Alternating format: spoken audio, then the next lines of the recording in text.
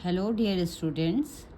आज जो हमारा टॉपिक है रिकॉम्बिनेंट डीएनए टेक्नोलॉजी है, जिसमें हम कई वीडियो से पहले जो वीडियोस हम बना रहे थे उसमें हमने रिकॉम्बिनेंट डीएनए टेक्नोलॉजी का इंट्रोडक्शन और कौन कौन से जो कंपोनेंट्स यूज़ होते हैं उनको इन डिटेल में हमने जाना था। तो आज हम रिकॉम्बिनेंट डीएनए टेक्नोलॉजी की हिस्ट्री को पढ़ेंगे, इसकी क्या क्या एप्लीकेशन है, कहाँ कहाँ पे हम इसे अप्लाई करते हैं और इसके स्टेप्स जानेंगे कि कैसे हर स्टेप में हम कैसे डिफरेंट कंपोनेंट्स ऑफ जो है यूज़ करते हैं for preparing a useful product, useful protein product. ठीक है, तो देख लेते हैं। This is a process consist of manipulation as well as isolation of specific DNA segment from different species.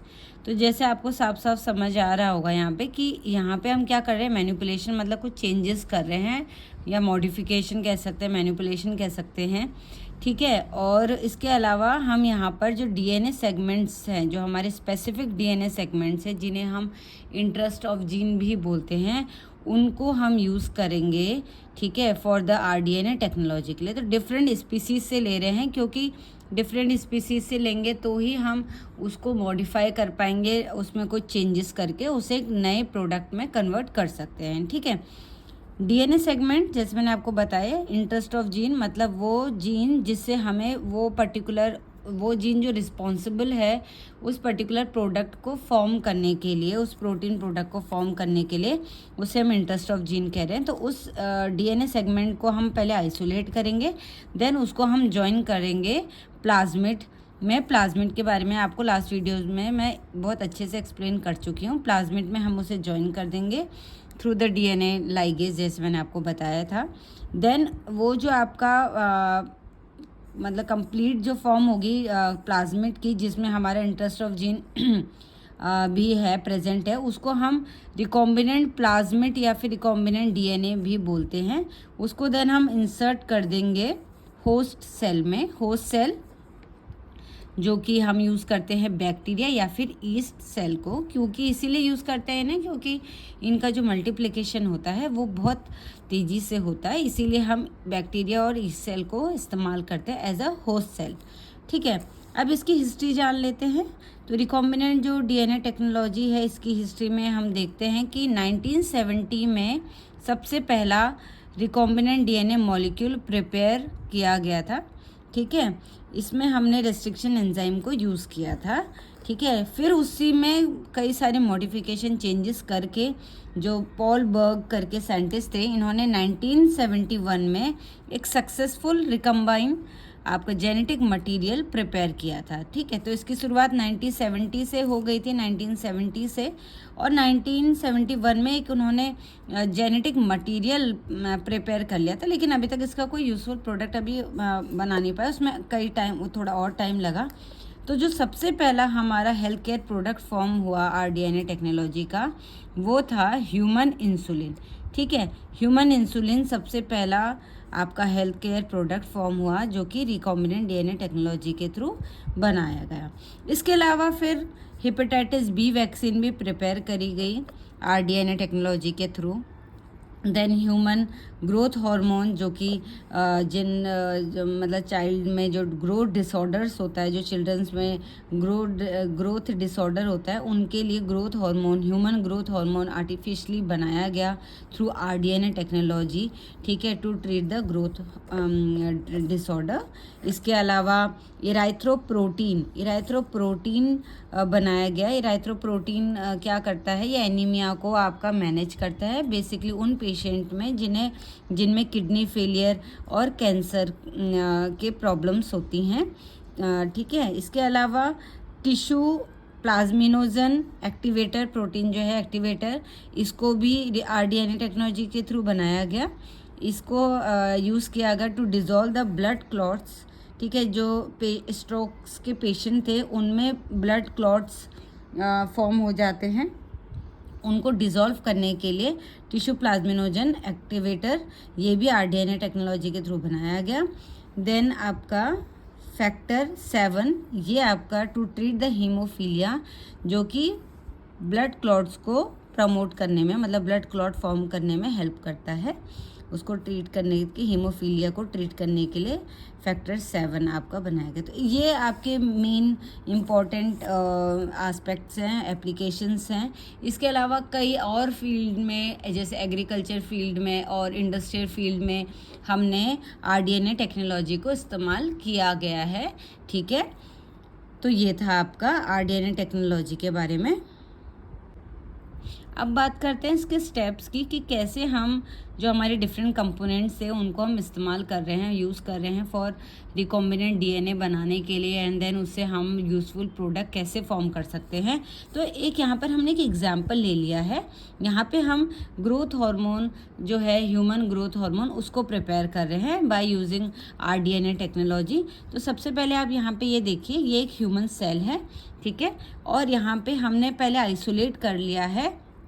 ये आपका ह्यूमन जो ग्रोथ हार्मोन है उसका एक जीन है, इसको हमने ह्यूमन सेल से आइसोलेट कर लिया है। ठीक है, इसके बाद आइसोलेट कर लिया हमने इसको। अब इसको हम कट करेंगे। कट इसीलिए करेंगे क्योंकि हमें इसको स्पेसिफिक जो आपका प्लाज्मिड है उससे ज्वाइन करना है, तो इसलिए हम इसको कट करेंगे। तो आप देख सकते हैं यहाँ पे हमने रेस्ट्रिक्शन एंजाइम, जैसे मैंने आपको बताया था, रेस्ट्रिक्शन एंजाइम कटिंग का काम करता है। तो सबसे पहले हमारा जो स्टेप होगा वो होगा कटिंग। ठीक है, तो with the help of restriction enzyme हमने यहाँ पे कट कर लिया है जो हमारा जीन है। तो हमें इस तरीके से, मैंने आपको बताया भी था कि कटिंग होता है तो 2 टाइप के एंड्स हमको दे सकता है रेस्ट्रिक्शन एंजाइम, या स्टिकी एंड्स दे सकता है या ब्लंट एंड। तो यहाँ पे इसने हमें स्टिकी एंड्स प्रोवाइड किए हैं। तो आप देख सकते हो ये ग्रोथ हार्मोन का वो जीन है, ठीक है, जो ग्रोथ हार्मोन को आगे प्रोड्यूस करने में या प्रिपेयर करने के लिए रिस्पॉन्सिबल होता है। तो उस जीन को हमने यहाँ पे आइसोलेट कर लिया है। और अगर कॉमन लैंग्वेज में अगर आप कहते हो कि हम जीन को आइसोलेट कर रहे हैं, अगर आप किसी का एग्जाम्पल नहीं देना चाहते तो आप ये कह सकते हो कि इंटरेस्ट जीन, मतलब वो जीन जिससे हमें फर्दर अपने जो प्रोटीन प्रोडक्ट्स है वो फॉर्म करने, तो आप इंटरेस्ट जीन भी बोल सकते हैं इसको।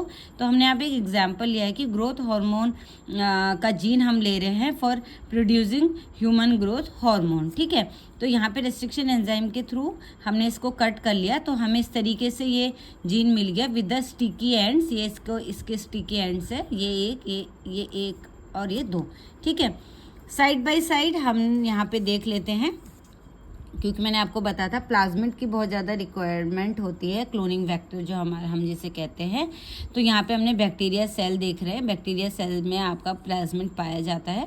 तो इस प्लाज्मिड को हमने क्या कर लिया है, फर्दर हमने इसको आइसोलेट किया पहले, उसके बाद हमने रेस्ट्रिक्शन एंजाइम के थ्रू इसकी जो रेस्ट्रिक्शन साइड है यहाँ पे हमने कट कर लिया with the help of restriction enzyme.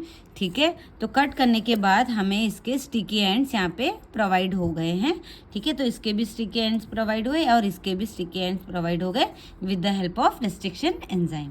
Okay, उसके बाद जब हमें हमारा इंटरेस्ट ऑफ जीन भी मिल गया और हमें यहाँ पे अपना प्लाज्मिड में मिल गया, जहाँ पे हमें इन्हें अटैच करना है, इन्हें ज्वाइन करना है। तो सेकंड स्टेप क्या आएगा आपका, ज्वाइनिंग मतलब जो आपका इंटरेस्ट ऑफ जीन है और जो प्लाज्मिड है, इन दोनों को हम क्या कर लेंगे, ज्वाइन कर लेंगे with the help of DNA ligase. ठीक है, तो सेकंड स्टेप में आपने दोनों को ज्वाइन कर लिया है। तो आपको जो प्रोडक्ट फॉर्म होता है इन दोनों को ज्वाइन करने के बाद, उसको हम बोलते हैं इनफैक्ट रिकॉम्बिनेंट प्लाज्मिड या रिकॉम्बिनेंट DNA। तो ये रिकॉम्बिनेंट DNA है, इसी के नाम पे पूरा का पूरा टेक्नोलॉजी का नाम पड़ा है, रिकॉम्बिनेंट DNA टेक्नोलॉजी। ठीक है, तो यहाँ पे हमें पूरा का पूरा रिकॉम्बिनेंट DNA मिल गया है, जिसमें जो हमारा प्लाज्मिड है, जिसमें हमारे इंटरेस्ट ऑफ जीन प्रेजेंट है, वो जीन जो कि आपके फर्दर प्रोटीन प्रोडक्ट बनाने के लिए रिस्पॉन्सिबल होगा। ठीक है, देन थर्ड स्टेप में हम क्या करेंगे, इस रिकॉम्बिनेंट प्लाज्मिड या DNA को हम अपने होस्ट सेल में इसको इंट्रोड्यूस करवा देंगे, इसको इंसर्ट करा देंगे। ठीक है, तो होस्ट सेल यहाँ पे हम बैक्टीरिया भी ले सकते हैं और ईस्ट सेल भी ले सकते हैं। क्यों लेते हैं, क्योंकि इनका जो मल्टीप्लिकेशन होता है वो बहुत तेज़ी से होता है, इसीलिए हम होस्ट सेल में हम बैक्टीरिया सेल या इस सेल को यूज़ कर लेते हैं। ठीक है, फिर जैसे हमने रिकॉम्बिनेंट डीएनए को इसके इंसर्ट किया हो सेल के अंदर, तो इसके ये मल्टीप्लाई हो करके इसकी कई सारी कॉपीज़ हमारी फॉर्म हो गई। और ये डीएनए, ये जो हमारा रिकॉम्बिनेंट डीएनए है, यही डीएनए आप फर्दर आपका प्रोटीन प्रोडक्ट फॉर्म करेगा, और ये वो प्रोटीन प्रोडक्ट आपका क्या होगा, ह्यूमन ग्रोथ हार्मोन।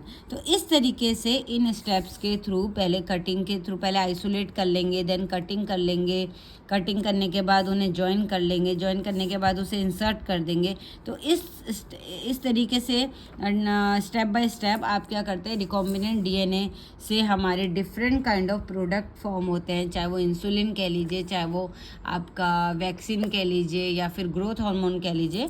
तो इस तरीके से हम अपना रिकॉम्बिनेंट डीएनए टेक्नोलॉजी में इसको इस्तेमाल करके हम डिफरेंट प्रोडक्ट फॉर्म करते हैं। आई होप आपको ये वीडियो समझ में आया होगा। Thank you.